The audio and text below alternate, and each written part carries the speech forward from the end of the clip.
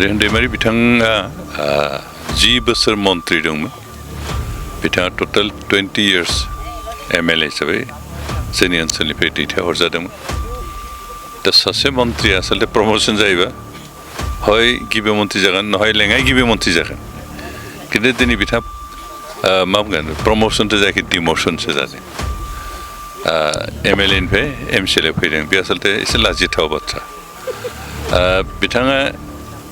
MLA contest खालामनांगौमोन जोंहा बेयाव बुंनांगौ थायामोन खिन्थु MCLA कन्टेस्ट खालामनायाव जोंहा रायजोफ्रा एसे बुजिनो गोब्राब जादों बबे फर्मुलाजों बिथाङा डिमोशन जाखो रेहान दैमारि बिथाङा 10 बोसोर मन्त्रि दंमोन बिथाङा टोटाल 20 years MLA हिसाबै जोंनि ओनसोलनिफ्राय दैथायहरजादोंमोन दा सासे मन्त्रिया आसलते प्रमोशन जायोबा हय गिबि मन्त्रि जागोन नहय लेङाइ गिबि मन्त्रि जागोन खिन्थु दिनै बिथाङा मा बुंगोन प्रमोशनथ' जायाखै डिमोशनसो जादों MLA निफ्राय MCLA फैदों बे आसलते एसे लाजिथाव बाथ्रा बिथाङा MLA कन्टेस्ट खालामनांगौमोन जोंहा बेयाव बुंनांगौ थायामोन खिन्थु MCLA कन्टेस्ट खालामनायाव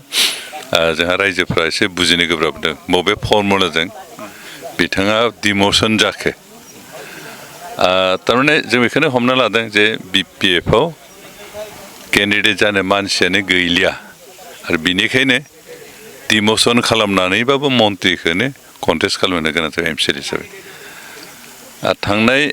20 years बिथाङा MCLA जानाय समाव जिखिनि खामानि मावनो गोनांमोन बेखिनिखौ मावफुंनो हायाखै आरो बेनिखायनो दा गामिफ्राव हाबनाय रायजो राजाफोरजों जों जिखिनि रिपर्ट मोनदों बे रायजो राजाफोरजों बिथाङा प्रश्न खालामजायो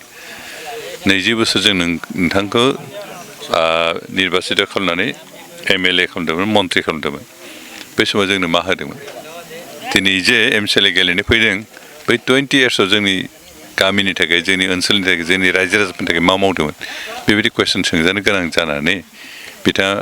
प्राय गामिफ्राव हाबनो हायाखै आरो जेराव गाव हाबनो हायाखै फिसालाखौ थिनहरदों दा फिसालायाबो उन्दै उन्दै सेंग्रा जायफ्रा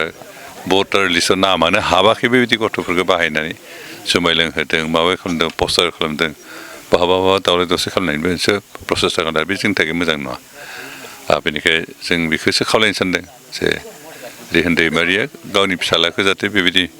उन्दै उन्दै गथ'फोरखौ जाहाथे बाहाया मेच्योर गथ'फोरखौ बाहायदों जोंहा बेयाव बुंनांगौ गैया मेच्योर मानसिखौ बाहायदों जोंहा बेयाव बेबायदि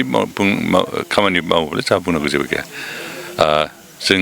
बेनिखायनो गियाखै PPL हिसाबै रेहान दैमारि गेलेनायखौ कारण 20 बोसोराव बिथाङा रायजो राजाफोरनि थाखाय खामानि मावना होनो हायाखै 20 बोसोर गावनि बागानाव थांनाय लामाखौनो बानायनानै लानो हायाखै गावनि क्रेसाराव थांनाय लामाखौनो बानायनानै लानो हायाखै जोंसो बानायना होनो गोनां जादों गावनि गामियाव थांनाय गामिनि लामाखौनो बानायनानै लानो हायाखै बे जितु गामि गेजेरनि मेन रड बेथ' नों स्टेट गभर्नमेन्ट बेखौथ' मिनिस्टार सासे बानायबा माबा MLA सासे बानायनो बाथ्रा गैया स्टेट गभर्नमेन्टनि पलिसि खिन्थु गावनि गामिनि जे फिसा फिसा लामा दं बेखिनिखौ 20 yearsआव बानायनानै लानो हायाखै जोंसो बानायनो गोनां जादों दा 20 yearsआव गावनि गामिनि लामा फिसा फिसाखौनो बानायनानै लानो हायि मानसिनिफ्राय